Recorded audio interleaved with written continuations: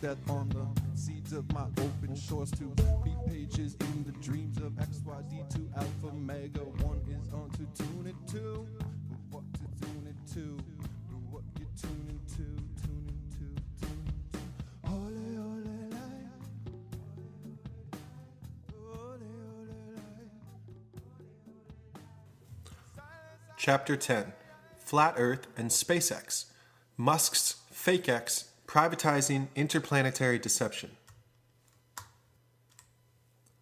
The Falcon 9 spy satellite surveillance launch from NASA's famed Launch Pad 39A, which hosted all the Apollo missions, on Cape Canaveral was postponed on April 30th, 2017 due to, quote, an issue with the sensor on the rocket's first stage, end quote. The launch was canceled less than T-minus 1 minute before takeoff, which was tweeted and then followed by the delay. This launch by SpaceX would have been its first military satellite, perhaps hence its usage of NASA's 39A pad, and doing so on behalf of the Department of Defense, the DoD. According to Space.com, quote, the Falcon 9 rocket will carry a payload from the National Reconnaissance Office, the NRO, designated as NROL-76, end quote. On June 1st, 2017, another SpaceX launch was canceled due to a 9-mile-per-hour hurricane, which was interestingly changed to lightning after the fact as the official cause for cancellation. Apparently, droves of flat earthers on Twitter and YouTube's live stream chat may have caused SpaceX to pull the plug. One reason for this suspicion is some flat earth touting super chats were deleted from the chat box around the time of cancellation. In related news, I also fortuitously caught up with a SpaceX employee at a soiree in Los Angeles a few months back on April 29th, 2017, the day before the launch mentioned at the beginning of the essay. As you may know, SpaceX operates out of Hawthorne, California, the city just in southwest Los Angeles County. Naturally, their employees frequent galleries and galas across LA, and I just so happened to meet an employee who was considering leaving SpaceX and wanted to talk about why. And mind you, unprompted.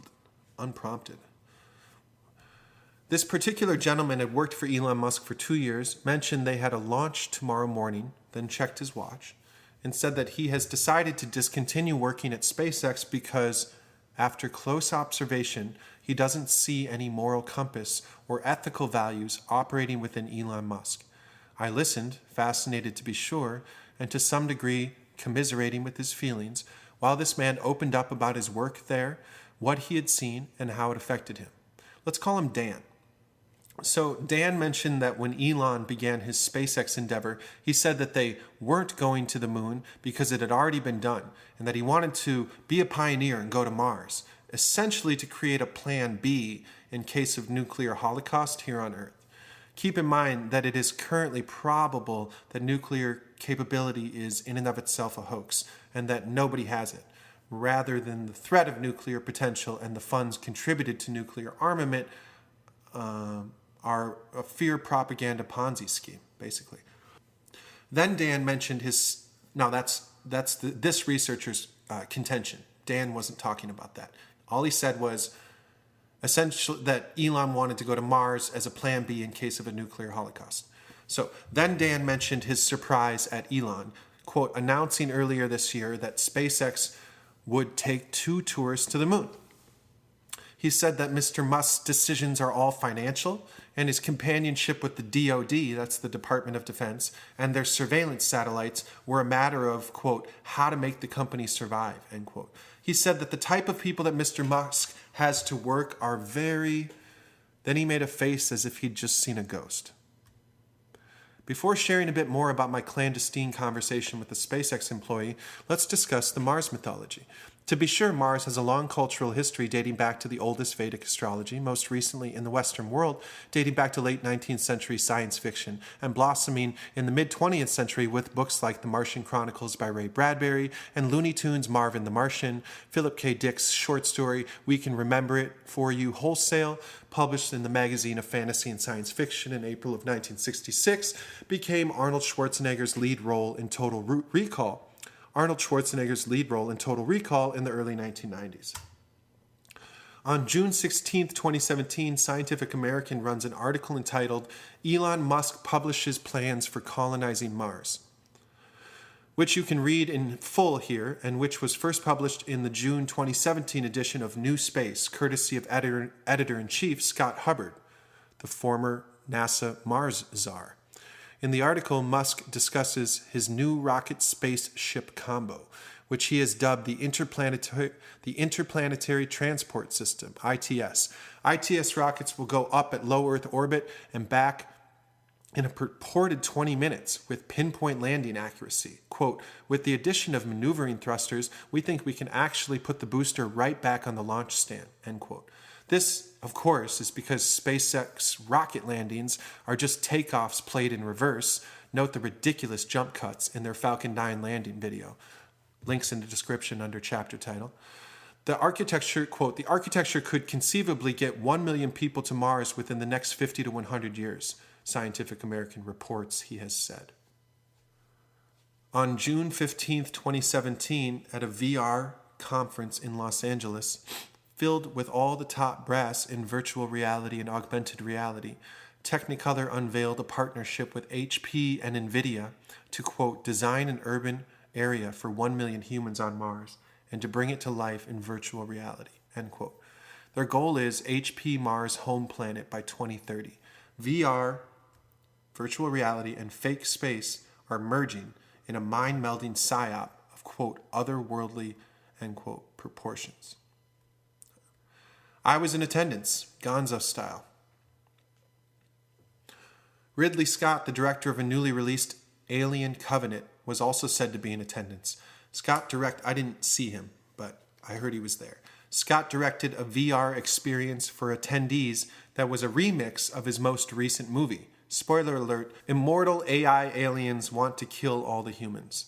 However, in this immersive VR spin-off, which I experienced, and which physically begins with sitting in a 2001 Space Odyssey-esque ovular cocoon-like chair, visually opens to the inside of a plasmic-like amniotic sac that ultimately pops, and you crawl out as a small alien birthed in some brightly lit laboratory. So the first thing you see is a regular-sized human woman in a lab coat who appears like a giant across the room from your floor POV. It ends with your little alien legs scurrying across the floor and then attacking her. So now, we've already covered the alien PSYOP agenda, see Chapter 4, which is alive and kicking in Alien Covenant. But the obvious Abrahamic reverence to the Covenant, not to mention its homage to the secret covenant of the Illuminati, combined with the Ridley Scott directing an alien birthing VR experience, speaks to the larger ethos at play here. A PSYOP program generating a covenant with a malevolent outside and unknown force, and on the inner ring, that is the front line of this programming, a specially designed, Kubrick-infused hatching scenario.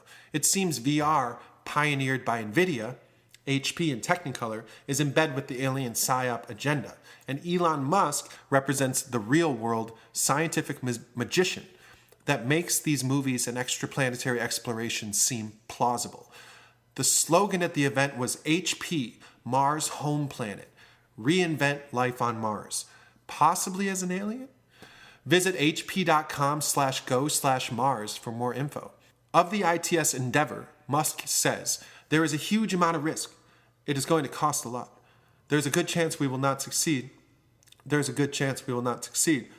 we are going to do our best to try to make as much progress as possible. This basically reads, we can't do this and it's expensive. Please help. So where does such pioneering ambition stem from? Back to the conversation with Dan, the SpaceX employee.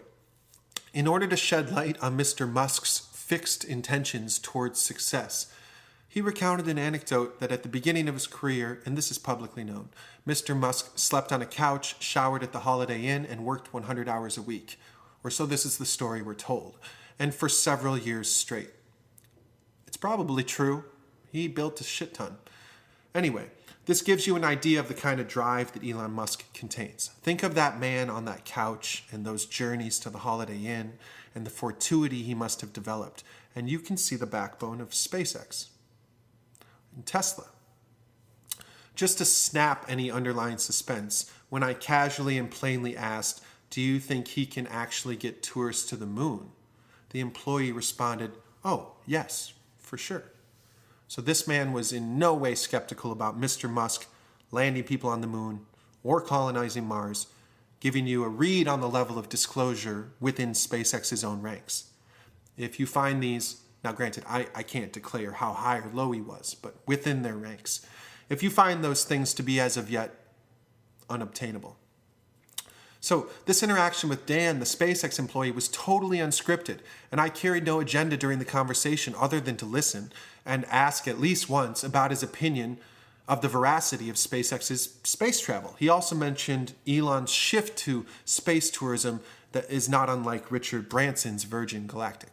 So the bottom line I gleaned from this employee is that Mr. Musk fancies himself an explorer, and that the future security of his company is more important than any ecological impact or societal tax perpetuated upon this earth or the American people specifically.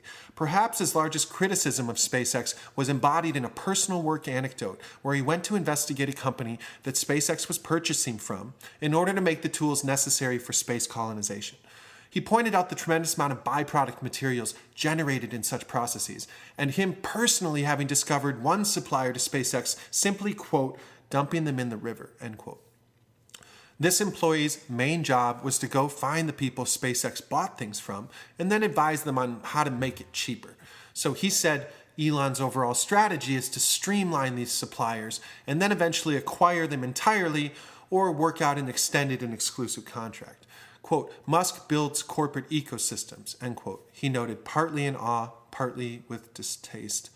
The underlying point this gentleman conveyed to me was that he has gotten deeper and deeper within the ranks of the company and that it has become more and more icky. And thus he has begun to look for something that will basically better feed his heart. That's what he told me. So I encouraged him to make the leap. So from Elon Musk's recent publication of his journey to colonize Mars in the NASA Mars Czar's new space periodical, in concert with HP's Mars Home Planet VR 2030 goal, and Hollywood movies like The Martian and Alien Covenant, indicating this will be possible, you can begin to see what a curtain of deception is afoot.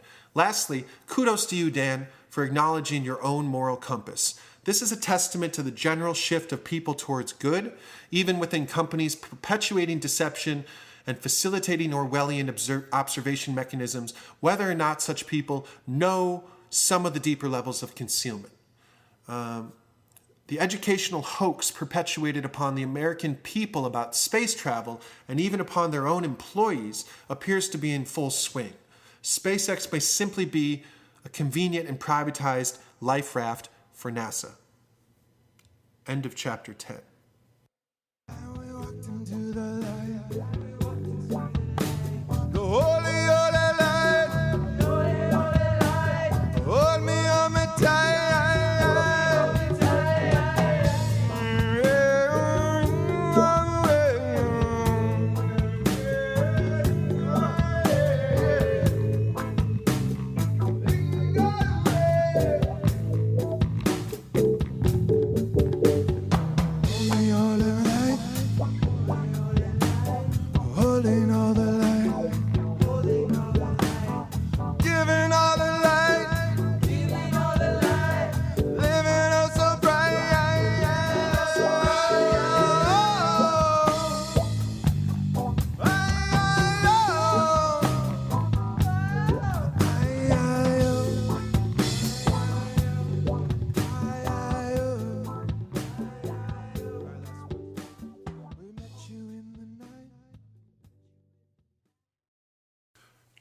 Chapter 11. Journey to the center of Flatlandia. Hydrating the matrix with red pill electrolytes.